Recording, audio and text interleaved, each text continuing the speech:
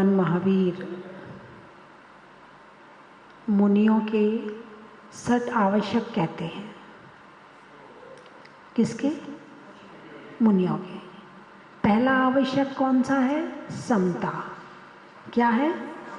समता संहारें, थुति उचारें, स्तुति उचारें, वंदना जिन देव की, और भगवान की वंदना करते हैं। स्तुति भी भगवान की करते हैं और वंदना भी भगवान की करते हैं। नित करें श्रुत रति करें प्रतीकम तजे तर अहमेव को। तो क्या कहा है? समता। और आपकी भाषा में कहें तो पेशेंस। हाँ, संस्कृत में कहें तो धैर्य, हिंदी में कहें तो सहनशीलता, इंग्लिश में कहें तो पेशेंस, और मुनियों की भाषा में कहें तो समता। बच्चों को पेशेंस बहुत कम होते जा रहा है आजकल। होता क्या है पेशेंस? न जल्दी खुश होना, न जल्दी नाराज होना, है ना? और गुस्सा आ भी जाए तो उस गुस्से को कंट्रोल कैसे करना है। गुस्सा आना अलग बात है और गुस्सा व्यक्त करना अलग बात है। एक जरा सा गुस्सा यदि उसको पिया ना जाए तो बहुत बड़ा अनर्थ कर डालता है। अभी मुझे 1-2 वीडियो दिखाई, उसमें वो एक दूल्हा दुल्हन को कुछ खिला रहा है। उसने कहा मुझे नहीं खाना, उसने फिर खिलाया, मुझे नहीं खाना। जल्दी गुस्सा होगी, गुस्से में गुस्सा करने का कोई समय नहीं बचा अब तो। दुल्हन के रूप में खड़ी है, उसने कहा मुझे नहीं खाना, उसने जबरदस्ती खिला दिया, उसने थूक दिया, लो खिलाओ। अब दूल्हे ने 1 चांटा मारा, दुल्हन ने 2 मारे, फिर दूल्हे ने 2 मारे, दुल्हन ने 4 मारे। अब दुनिया भर को आपने कितनी मेहनत से बुलाया था, कार्ड छपवाने में आपने कितने पैसे खर्च किए, माँ बाप ने लड़का ढूंढने में कितनी मेहनत करी हैं, रिश्तेदार अपने अपने काम छोड़ करके आए, सारे ये देखने आए थे। अरे बोलिए ना, ये देखने आए थे क्या? और तुमने क्या दिखाया? महाभारत दिखा दी। वो शादी देखने आए थे, तुमने महाभारत दिखा दी। उस समय पेशेंस बहुत जरूरी है। यदि पेशेंस ना हो तो कितना पैसा खर्च कर लिया सब में पानी फिर जाएगा।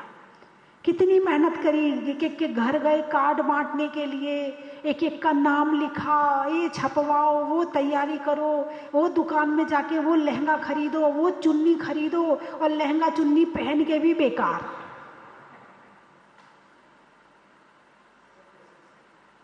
है यही हो रहा? नहीं हो रहा?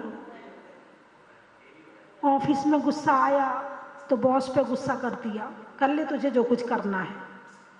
बॉस ने नौकरी से निकाल दिया, अब घर में बैठे बैठे टेंशन कर रहे हैं, दूसरी नौकरी ढूंढ रहे हैं, परेशान हो रहे हैं। और बॉस के सामने 2 मिनट पेशेंस रख लेते तो कुछ नहीं होता।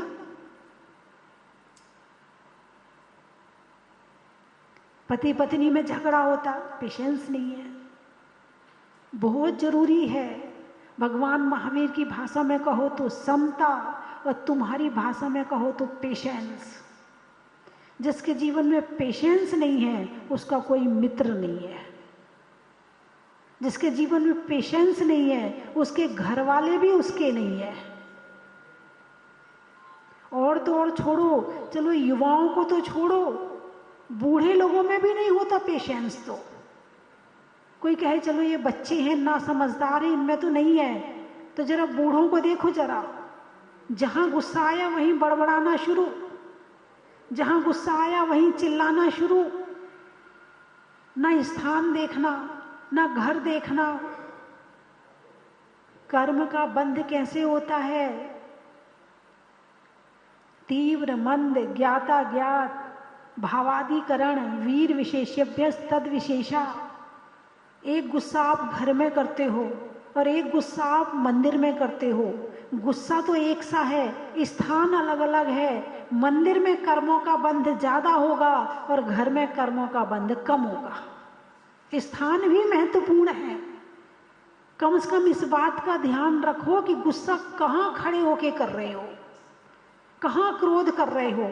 हर जगह अपनी नाक उठाए मत घूमो कि मेरी नाक छोटी ना हो जाए, मेरी नाक ना कट जाए, मेरी नाक ना बिगड़ जाए। मेरी नाक का सवाल है।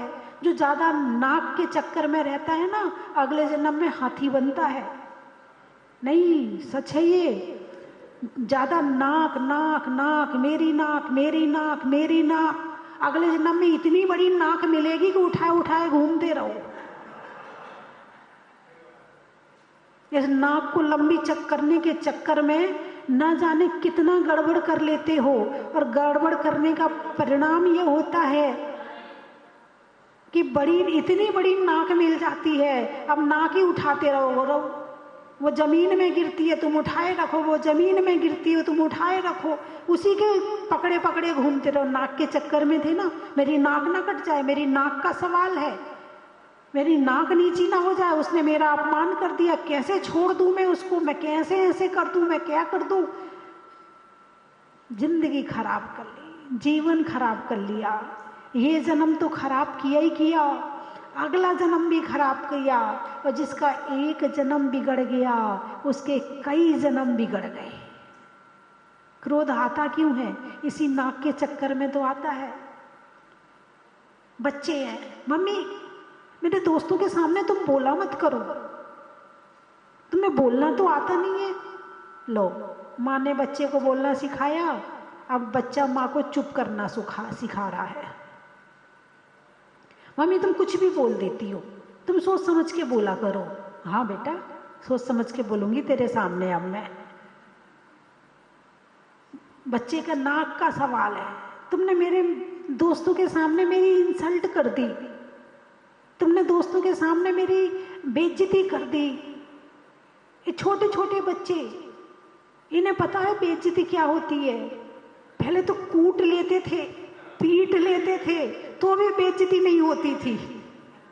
अब तो उसे होश तो आया नहीं है और बेइज्जती पता चल गई कि बेइज्जती क्या होती है।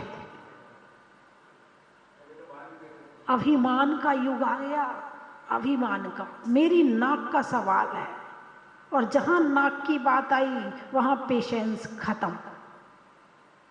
बना बनाया काम बिगड़ जाएगा।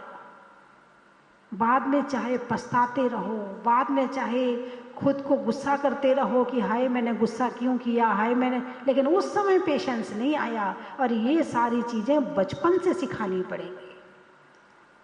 जितना बचपन में कुट पिट जाते हैं ना, उतना पेशेंस आ जाता था। आजकल तो ये मारने पे बैन लग गया है। अब कोई माँ बाप अपने बच्चों को मार दे या टीचर मार दे तो पुलिस केस बन जाता है। और जब से ये हुआ है तब से बच्चों में पेशेंस कम हो गया है। और जितना कुटते पिटते थे सही रहते थे। कान खिंच जाते थे तो कान के अंदर की नसें ठीक हो जाती थी, पीठ कुट जाती थी तो पीठ मजबूत हो जाती थी, हाथ में रूल पड़ते थे तो हाथ का एक्यूप्रेशर हो जाता था। हाँ, हाथ का एक्यूप्रेशर हो जाता था, हैं? और जहाँ चाहे पिट जाते थे, जहाँ चाहे लग जाता था, कोई दिक्कत नहीं है। कुट कुट के पीठ मजबूत हो जाती थी। अब कोई एक चांटा मार तो दे, उसमें ताकत ही नहीं है चांटा खाने की। न शरीर में सहन है, न दिमाग में सहन है, दोनों ही में सहन नहीं है। अब वो होता ही एक है। पहले होते 10-12 थे, 8-10 तो होते ही होते थे। तो एक दो कुट भी गए तो दूसरों को मजा आ जाता था, फिर दूसरे कुट गए तो उन्हें मजा आ जाता था। इसी में ही मजे ले लेते थे। इसी में मजे कहीं से भी ले लो। अच्छा पिट रहा है, अच्छा जब दूसरा पिट रहा था तू अच्छा पिट रहा, मेरे लिए हंस रहा था ना, मैं हंसूंगा। अब वो होता ही एक है। अब वो एक होता है तो सबकी आंखों का तारा होता है। अब कौन पीटे? यदि माँ ने हाथ लगा दिया तो दादी चिल्ला रही है,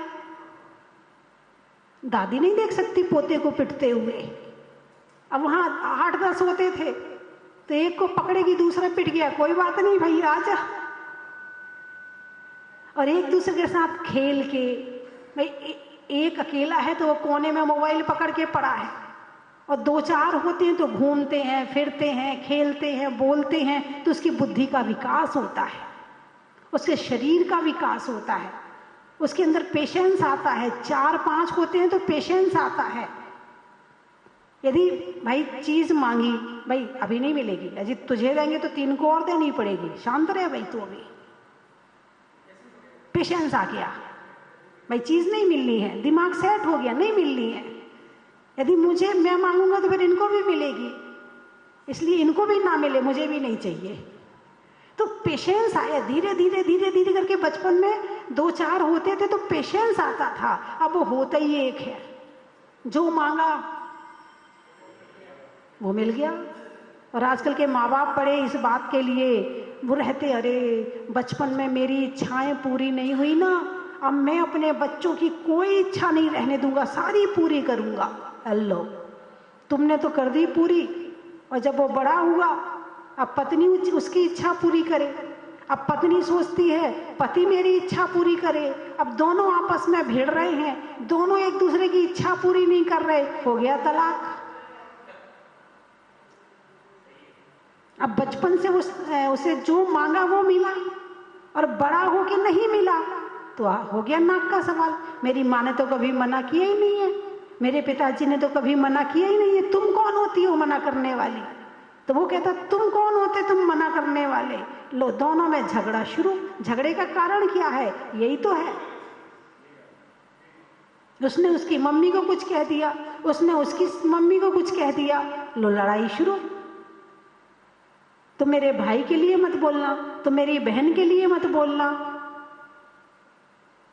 कई बार होता है पति ससुराल नहीं जाता है, क्यों नहीं जाता है? अरे बोलिए ना भाई, 4 दमाद हैं, एक के साथ कुछ हो गया या कम दे दिया या कुछ भी हो गया, आज से मैं नहीं आऊंगा तुम्हारे यहां।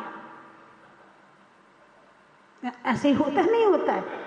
तुमने मेरा अपमान किया, अच्छा वो पैसे वाला दमाद है तो तुमने उसके लिए ज्यादा दे दिया, और मैं कम पैसे वाला हूं, तुमने मुझे पूछा नहीं, आज से मैं नहीं आऊंगा तुम्हारे यहां।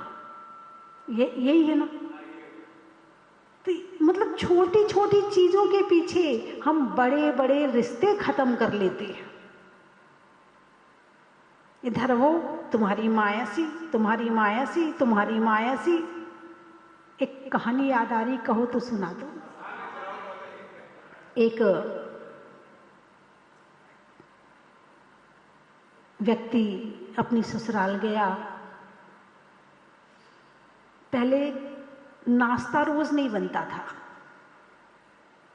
पहले कचौड़ी आदि रोज का काम नहीं था। सुबह 10 बजे भोजन किया, शाम को 5 बजे भोजन किया, है दोपहर में अपना कोई फल वल खा लिया, थोड़ा बहुत कुछ कर लिया, बाकी नाश्ता रोज नहीं बनता था। जब दिवाली आती थी, रक्षाबंधन आता था, होली आती थी, दशहरा आता था, तो नाश्ता बनता था। लोग इंतजार करते थे, अब दिवाली आने वाली है, अब गुजिया बनेगी, अब रक्षाबंधन आने वाला है, अब मिठाई बनेगी। लोग इंतजार करते थे, और हर त्योहार का जो मेनू है वो फिक्स था, वो फिक्स था कि इसमें गुजिया बनेगी, इसमें मिठाई बनेगी, इसमें ये बनेगी, इसमें ये बनेगी, और लोगों को इंतजार रहता था। इंतजार में सुख है, और इंतजार के बाद जब कोई चीज मिलती है ना तो आनंद भी आता है। अब तो यहां बोलो रसगुल्ला खाना, हाँ एक रसगुल्ला बेच दो, लो दरवाजे पे रसगुल्ला आ गया। इंतजार करना ही नहीं पड़ा।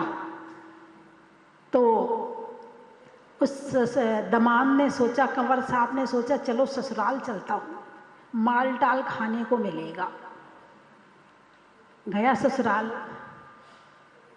जाके बैठा, तो जो उनके घर वाले थे ना, ससुराल वाले, जो उनकी जो सासू को छोड़ के बाकी जो, और हाँ साले की मिसेज आदि जो होती, खुश हो गई।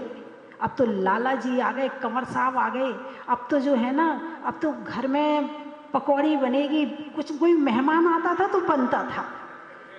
तो अब उनने कढ़ाई वगैरह मांजनी शुरू कर दी। सास थी कंजूस, उसने कहा ओहो अब तो गया घी हमारा, किलो भर घी तो गया।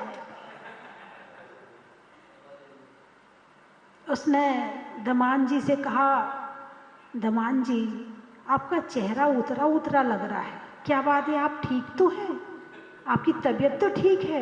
नहीं नहीं सासू जी मैं बिल्कुल ठीक हूँ। नहीं नहीं कहीं पेट वेट खराब तो नहीं है आपका, आपके चेहरे से लग रहा है। अरे बहुओं कढ़ाई रुक जाओ, खिचड़ी बनाओ खिचड़ी। अल्ले घर की खिचड़ी छोड़ के आया, अरे ये भी खिचड़ी खिलाएगी यहाँ पर। अब चलो कोई बात नहीं, अब ये तो नहीं कह सकते हैं कि हाँ आप पकौड़ी बनाओ कचौड़ी, कह तो नहीं सकते हैं। चलो कोई बात नहीं, खिचड़ी बनी, चलो कंवर साहब भोजन करने चलो। गए भोजन करने, खिचड़ी परोसी गई। अब वो इतनी इतने से एक एक दाना उठा उठा रख के खा रहा है। क्या हुआ, वो मेरी माँ है ना, वो घी में खिचड़ी में घी डालती थी। अच्छा तो मैं डाल देती हूँ। सर्दी का समय था, वो मिट्टी की मटकी में घी रखा हुआ था, उसने यूं उल्टा किया, एक बूंद घी नहीं गिरा, जमा हुआ, सर्दी के दिन थे। बोले खाओ कंवर साहब। अल्ले अब क्या करूं, वहीं पास में चूल्हा था, वहीं भोजन चल रहा था। कंवर साहब ने पानी का गिलास गिरा दिया। बोले जरा पानी लेके आना। जब तक सासू जी दूसरी जगह पानी लेने गई, तब तक कंवर साहब ने वो मिट्टी की मटकी को आंच दिखा दी, चूल्हे पे जरा सी गर्म कर दी उसे, फिर रख दी। अब वो फिर थोड़ा थोड़ा खाने लगे। बोले कंवर साहब क्या बात है, घी कम है क्या? हाँ अम्मा जी घी का स्वाद नहीं आ रहा है। अच्छा लो मैं और डाल देती हूँ, उसे क्या पता कि इसने गर्म कर दी है। उसने फिर उल्टी कर दी। अब उल्टी कर दी तो सारा घी थाली में। ओहो अब तो सास के आधे प्राण निकल गए। अब सास ने कहा कैसे घी बचाऊं। अब सास बोली हमारे यहाँ का रिवाज है कि दमान जी जब आते हैं तो सास उनके साथ खाना खाती है। अब फिर कंवर साहब के प्राण ऐसे ऐसे होने लगे, अब ये घी खा जाएगी सारा। अब वो जो है बैठ गई खाने के लिए, साथ में बातें करती जा रही, तुम्हारी माँ मेरी बेटी को ऐसा कहती है, और घी अपने साइड करते जा रही, तुम्हारी माँ मेरी बेटी को ऐसा कहती है, तुम्हारी माँ मेरी बेटी को ऐसा करती है, तुम्हारी बहन मेरी बेटी को ऐसा करते हैं, ऐसा करते ऐसा करते ऐसा करते, कहती जा रही। अब कंवर साहब सुनी जा रहा। अब उसने थाली उठाई, किसने? कंवर साहब ने। बोले वो तुम्हारी बेटी बाद में है, मेरी पत्नी पहले है, और तुम्हारी बेटी को मेरे घर की बात ऐसे पी जानी चाहिए। वो सारा घी पी गया।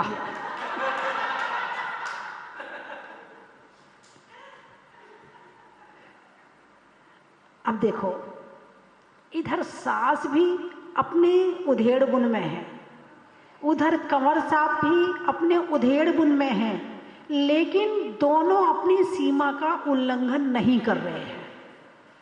पेशेंस दोनों के पास में है।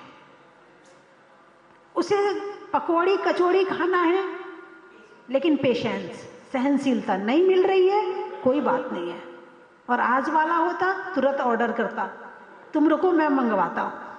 और जहाँ से निकल जाते थे, आओ कंवर साहब पानी पियो, आओ कंवर साहब चाय पी लो, आओ कंवर साहब कॉफ़ी पी लो, यानी जहाँ से निकल जाते थे हर कोई पूछता था। और अब उसका है, मुझे क्या करना, वो जाने, उसका काम जाने। लोग व्यवहार कम हो गया है, और जहाँ जहाँ लोग व्यवहार कम हो गया है, जहाँ मर्यादाएं कम हो गई हैं, वहाँ पेशेंस कम हो गया है, और जहाँ पेशेंस कम हो गया है वहाँ सब कुछ गड़बड़ है। इसको कहते हैं मर्यादा। क्या कहते हैं? मर्यादा। राम को वनवास दिया दशरथ ने, कहा नहीं पेशेंस। मन इतना दुख रहा है, मुंह से बोला नहीं गया है, लेकिन कैकेयी में पेशेंस नहीं था। यदि कैकेयी में पेशेंस होता तो शायद रामायण होने वाली नहीं थी। छोटी सी बच्ची थी, बहुत छोटी थी, और वो सांवली थी। उस लड़की को काला रंग पसंद नहीं था, और पापा से कहती थी, पापा मम्मी को छत पे ले जाके धक्का दे दो, गोरी मम्मी ले आओ, ये मम्मी तो काली है। अभी वो मर्यादा नहीं जानती है, लेकिन इस तरह के विचार तो शुरू, और यही संस्कार बनते हैं, यही चीजें संस्कार बनती हैं। फिर ऐसे बच्चों को समझाना चाहिए, लेकिन हंसते हैं। बहुत अच्छा बोला, बहुत बहुत बढ़िया, एक बार फिर बोल, मम्मी को धक्का दे के एक बार फिर बोल। कितना मजा आता है, दूसरों की बुराई होती है, वो छोटा बच्चा करे तो और अच्छा लगता है, और बाद में जब वही बड़ा हो जाए फिर बुराई करे तो बुरा लगता है। राम में पेशेंस था, जंगल में भी शांति से रहे। क्या? जंगल में भी शांति से रहे, और लोगों में पेशेंस ना हो तो एसी कूलर में भी गर्म रहते हैं। कोई गर्मी में भी रहकर ठंडा रहता है, और कोई ठंड में रहकर गर्म रहता है। जिसके अंदर पेशेंस नहीं होता है वो गर्म रहता है, और जिसके अंदर पेशेंस होता है वो जंगल में रह के भी ठंडा होता है। कितनी शांति से रहे। और वहां चर्या का पालन करते थे, वहां ध्यान करते थे, वहां सामायिक करते थे। वहां यदि कोई राजा दुखी मिल जाए, परेशान मिल जाए, उसकी पीड़ा को हर देते थे। सामने वाले का दुख कम नजर आएगा जो अपनी इच्छाओं को कंट्रोल में रखेगा, और जो दिन भर अपनी इच्छाओं की पूर्ति में लगा पड़ा है, उसे सामने वाले पे दया क्या आएगी? वो स्वयं दया का पात्र है, वो स्वयं दया का पात्र है। सामने वाला दया कर दे, बेचारा देखो इच्छाओं के पीछे कैसे भाग रहा है, सुबह से शाम तक ये चाहिए, ये चाहिए, ये चाहिए, ये चाहिए, ये चाहिए, वह चाहिए में जीवन निकल जाएगा। तो जीवन में समाज की मर्यादा, परिवार की मर्यादा, अनुशासन, देश की मर्यादा, देश का अनुशासन, ये सब चीजें होना बहुत जरूरी है। और इसके लिए बहुत ठंडे दिमाग से सोचकर जिंदगी जीनी पड़ेगी। ज्यादा गर्म रहोगे तो पता चलने वाला नहीं कि क्या करना है और क्या नहीं करना है। जैसे पानी, कहीं तालाब है और पानी बिल्कुल शांत सरोवर है, बिल्कुल शांत है, तो आसपास में जितनी बिल्डिंग है, पेड़ है, पौधे हैं, वो सारे के सारे उसमें नजर आते हैं, है ना। बिल्कुल शीशा बन जाता है पानी, है ना। और यदि पानी उबल रहा हो तो, पानी में लहरें उठ रही हो तो, उबलते पानी में तस्वीर दिखती है क्या? नहीं। ऐसे ही क्रोध में उबलते हुए व्यक्ति को आत्मा के दर्शन नहीं होते हैं। जिसके मन में इच्छाओं की लहरें उठ रही हैं, उसके अंदर धर्म नहीं आता है। धर्म अंदर डालने के लिए तो एकाग्रता की जरूरत है, और एकाग्रता तब आएगी जब पेशेंस होगा, जब स्थिरता होगी, जब शांति होगी। उसके पहले होने वाले नहीं है। जीवन में मर्यादा, सामने वाला बड़ा है, तुम छोटे हो, बड़ों से गलती हो गई है, क्या करोगे? क्या करोगे? बड़े हैं तो अपने आप, अपने लिए, हमारे लिए थोड़ी बड़े हैं। और मौका पड़े तो बड़ों को भी चांटा मारने में पीछे नहीं रहेंगे। कब? जब मर्यादा नहीं होगी, पेशेंस नहीं होगा। पहले के समय के बच्चे कैसे होते थे? यदि घर में पता चल जाए दरवाजे पे पापा आ गए हैं, दादाजी आ गए हैं, तो बच्चे खेल भी रहे होते थे तो सब कोने में जाके छुप जाते थे। ये थी मर्यादा। और अब तो इंतजार रहता है कि कब कमरे में आए और कब सिर पे चढ़े। अरे बोलिए ना, कब घर में आए और कब सिर पे चढ़ें। कुछ गलती तो बच्चों की है और बहुत सारी गलती माता पिता की भी है कि उन्होंने मर्यादा नहीं सिखाई है। क्योंकि जैसा माहौल आपने दिया है आने वाले घर में वैसा ही माहौल वो वहां चाहेंगे, और नहीं मिलेगा तो फिर वही होगा जो आप नहीं चाहते। इसलिए मर्यादा घर से सिखाई जाती है बच्चों को। घर के अंदर मर्यादा है तो वो बाहर जाके मर्यादित रहेगा, और घर के अंदर मर्यादा नहीं है तो बाहर जाके व्यवस्थित रहने वाला नहीं है। फिर बाद में बुराई होगी, निंदा होगी, फिर वो भी परेशान होंगे और तुम भी परेशान होंगे। यदि बच्चों को कुछ होगा तो ऐसा नहीं है कि तुम्हें परेशानी नहीं होगी, तुम भी परेशान होगे। इसलिए बच्चों को पेशेंस, मर्यादा, समता, सहनशीलता और जीवन में स्थिरता कैसे आए, इस बात का ज्ञान और संस्कारों के साथ घुट्टी में पिला देना चाहिए। आज तो और ज्यादा जरूरत है, पहले जितनी जरूरत नहीं थी उससे ज्यादा जरूरत तो बच्चों में मर्यादा की आज है, क्योंकि सबसे ज्यादा मर्यादाएं आज टूट रही हैं। पहले तो निगाहों की मर्यादा थी, नजर की मर्यादा थी।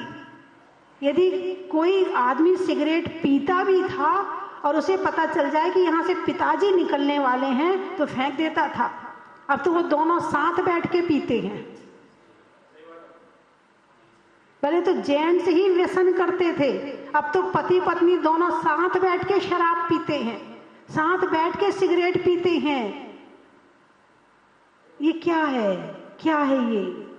ना पति पत्नी की मर्यादा, ना पिता पुत्र की मर्यादा, ना माँ बेटी की मर्यादा, ना पिता पुत्री की मर्यादा।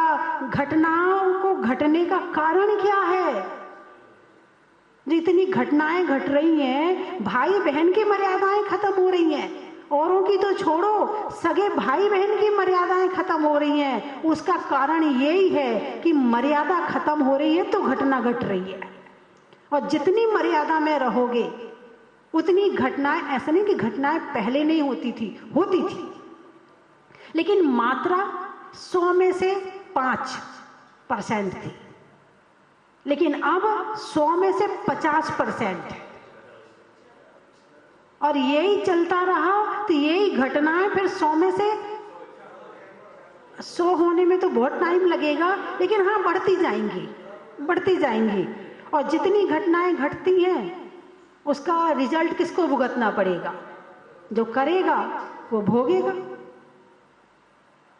जो करेगा भोगेगा, जो बोएगा वही खाएगा, वही काटेगा, दूसरा कौन काटेगा? तुमने तो अपनी जिंदगी अच्छी जी ली, अब बच्चों को तो कम से कम अच्छी जिंदगी की शिक्षा दो कि बच्चे अच्छे से जी सकें अपनी जिंदगी को। पेशेंस से सिखाओ, पेशेंस, जल्दी गुस्सा नहीं करना, जल्दी किसी की बातों में नहीं आना। और इसी के लिए, पेशेंस से सिखाने के लिए अभी 7 और 8 जून को, क्या 7 और 8 जून को स्वस्तिधाम जहाजपुर में एक शिविर लगाया जा रहा है लड़कियों के लिए। स्मार्ट कौन, शिविर का नाम है स्मार्ट गर्ल। स्मार्ट गर्ल के नाम से शिविर लगाया जा रहा है, जिसमें 12 वर्ष से 25 वर्ष तक की लड़कियां आएंगी और इनके ट्रेनर बाहर से बुलाए जाएंगे और 3 दिन 2 दिन 3 दिन की क्लास लगेंगी इनकी बाकायदा। और उसमें पूरा सिखाया जाएगा कि आपको कैसे अपना जीवन अच्छे से जीना है, कैसे आपको किसी की बातों में नहीं आना है, कहाँ गुस्सा करना है, कहाँ नहीं करना, ये पूरी ट्रेनिंग दी जाएगी। हैं 2 दिन का रखा है, 7 और 8 का। व्यवस्थाओं पर वैसे तो 3 दिन का लगा सकते थे, मगर फिर लोगों को फिर ज़्यादा बच्चों को छोड़ नहीं पाएंगे, रहना पड़ेगा वहाँ पर, तो इसलिए 2 ही दिन का लगा रहे हैं, 7 और 8 का। 5 और 6 का शिविर है जहाजपुर गांव वालों के लिए, और 7 और 8 का शिविर है जैन समाज के लिए। हाँ, तो इस तरह से 2 दिन का शिविर लगाया जा रहा है। तो आप लोग भी अपने अपने बच्चों को इन 2 दिनों के लिए जरूर भेजें, है ना, ताकि बच्चे, कम से कम तुम नहीं सिखा पा रहे हो तो कम से कम मुझे इस बात की चिंता है, तो मैंने इस शिविर को की प्रेरणा दी है कि शिविर को जरूर लगाएं। और ये शिविर गांव-गांव में लगने चाहिए, हर गांव में लगने चाहिए। मैंने पदमपुरा में लगाया था और पदमपुरा में करीब 500 लड़कियां आई थी, 500 पदमपुरा में। वहाँ एक ही दिन का लगाया था और मोटिवेशनल स्पीकर भी बुलाए थे और भी बुलाए थे। और उसमें फिर सबको संकल्प दिलाया था कि भाई आपको कहीं भटकना नहीं है। पहले तो भटकने के साधन कम थे, अब तो भटकने का साधन साथ लेके चलते हैं। मोबाइल है ना, इसमें भटकने का साधन हाथ में एक बार जब तक आदमी ठोकर नहीं खा लेता है ना, तब तक मोबाइल चलाना नहीं सीखता है। एक आध दो ठोकर खाने के बाद ही उसे याद आती है कि मुझे किसी से फालतू बात नहीं करनी है। नया नया मोबाइल हाथ में आता तो मजा आता है, उससे बात कर लो, उससे बात कर लो। और जब ठोकर खा लेता है ना, फिर ठंडा हो जाता है। उत्तम पुरुष कौन है? मध्यम पुरुष, जघन्य पुरुष। एक व्यक्ति वो होता है जो सामने वाले को ठोकर खाते हुए देख के संभल जाता है, दूसरा खुद ठोकर खाता है तब संभलता है, और तीसरा ठोकर खाते ही नहीं है उसके पहले संभल जाता है।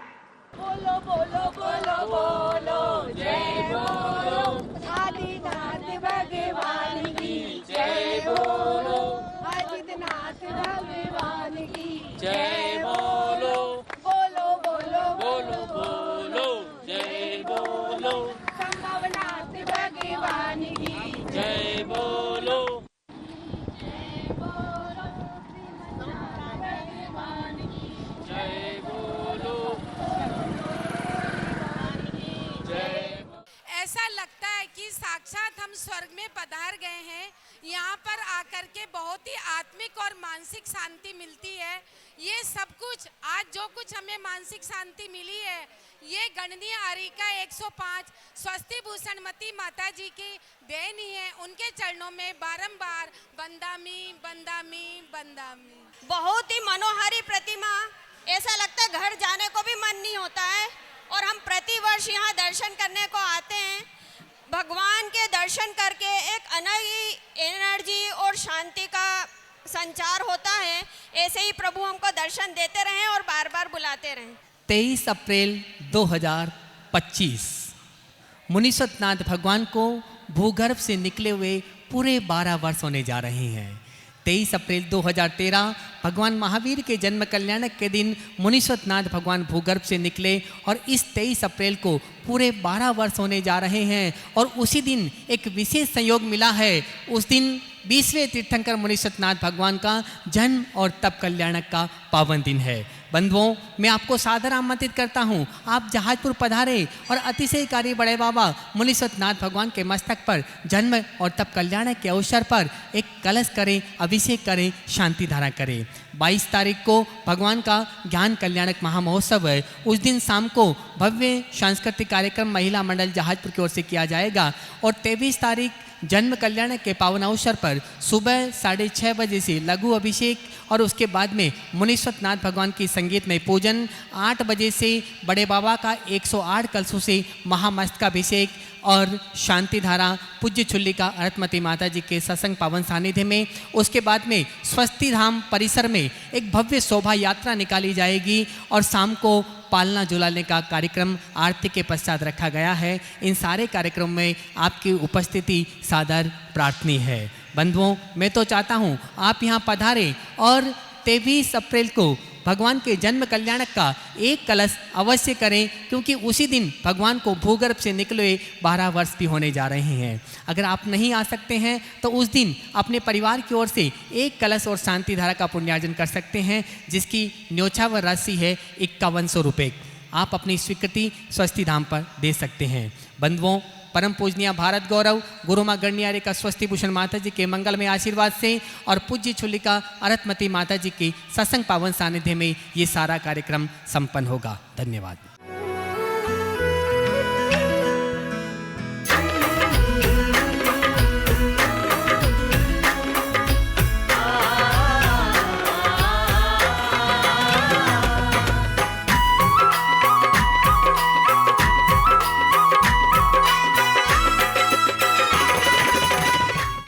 कंचन की थाल को सजाओ रे आज, रत्नों की थाल को भर लाओ रे आज। आओ आओ करे रे गुणगान आरती भगवन की, आओ आओ करे गुणगान आरती भगवन की।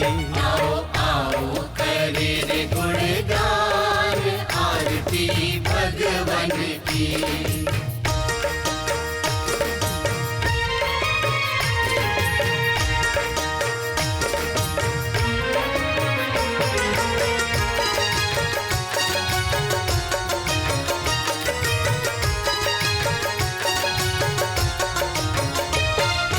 पिता सुमित्र के राज दुलारे, माँ पद्मा जी के नैनों के तारे।